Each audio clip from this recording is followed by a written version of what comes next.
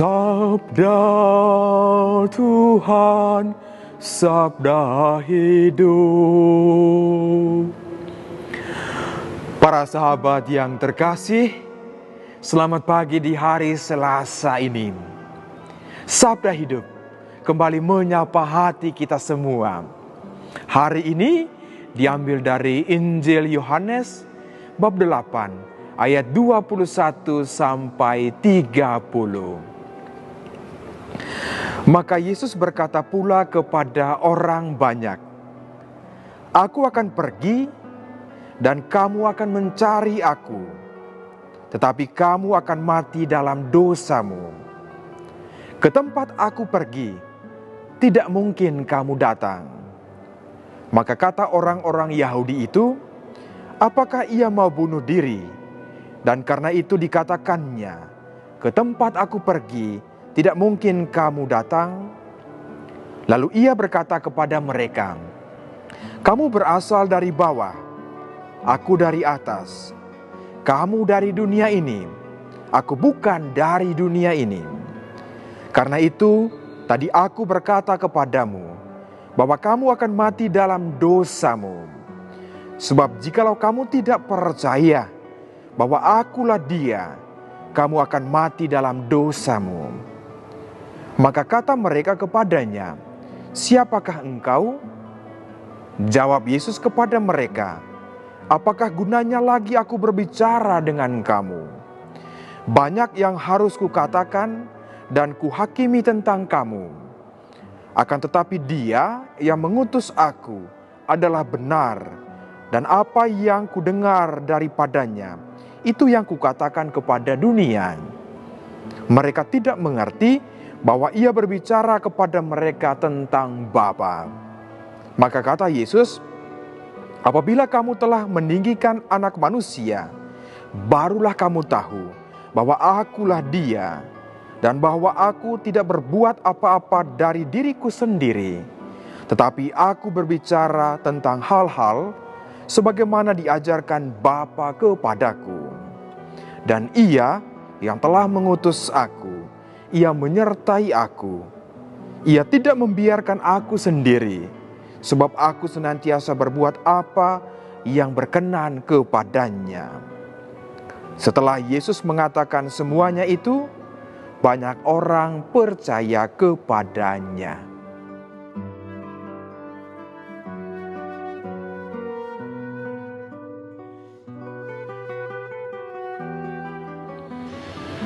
Ke tempat aku pergi, tidak mungkin kamu datang.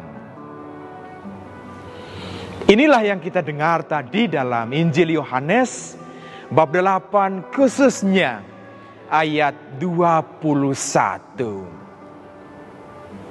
Saya merenungkan pernyataan Tuhan Yesus ini sebagai sebuah tantangan. Tantangan loh. Seperti dalam dunia maya Facebook misalnya, yang satu memberi tantangan kepada yang lain, khususnya dalam situasi COVID-19 ini. Di rumah aja, hashtag di bawahnya. Ini adalah tantangan supaya kita tinggal di rumah. Tentu tidak mungkin karena kebiasaan kita yang sering keluar. Karena ini adalah tantangan, ini adalah sebuah proses apakah saya dan para sahabat bisa apa enggak. Seperti dalam kitab suci. Kalau saya bisa hubungkan apa yang disebut dengan kehidupan rohani mati raga.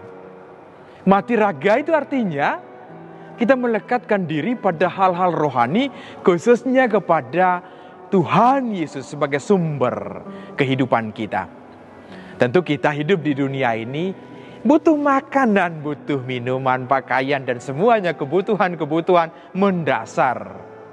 Tetapi tidak melihat hal ini yang paling utama.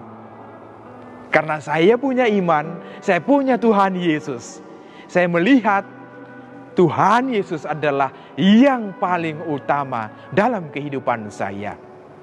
Ini perjalanan umat Israel dalam perjanjian lama bagaimana Musa menghantar mereka keluar dari Mesir.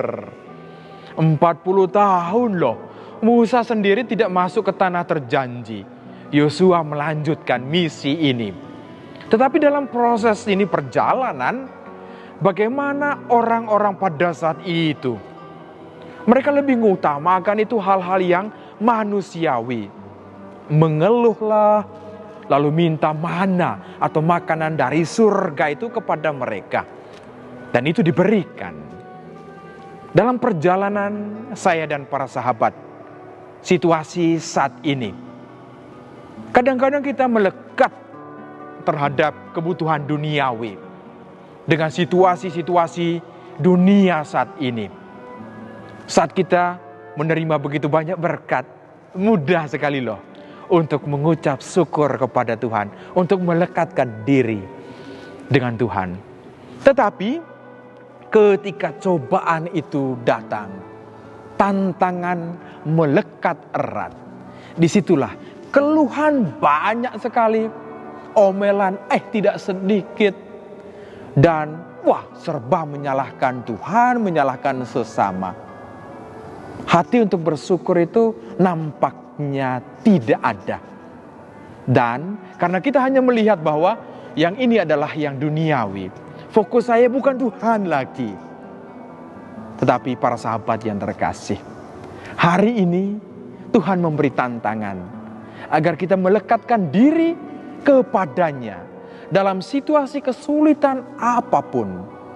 Merasakan bahwa jamahan kasih Tuhan itu ada. Penyertaannya Dia berikan untuk siapa saja, bahkan sampai kapan saja. Inilah tantangan kita masuk dalam pekan suci.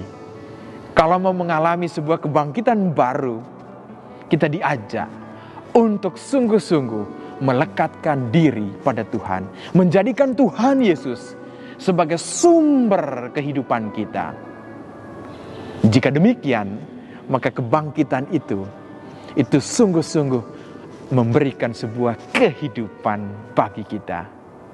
Karena itu, mari kita tetap melangkah, menerima tantangan Tuhan ini, pernyataan Injil hari ini, dan yakin dan percaya, berjalan bersama dengan Tuhan, kita akan diberkati. Dan kelekatan hubungan pribadi, bagaimana kita merasakan bahwa Dia ada bersama-sama dengan kita. Bukan hanya kata-kata semata, tetapi kita sungguh-sungguh merasakan Yesus ada, tinggal bersama-sama dengan kita. Tuhan Yesus memberkati. Bunda Maria merestui.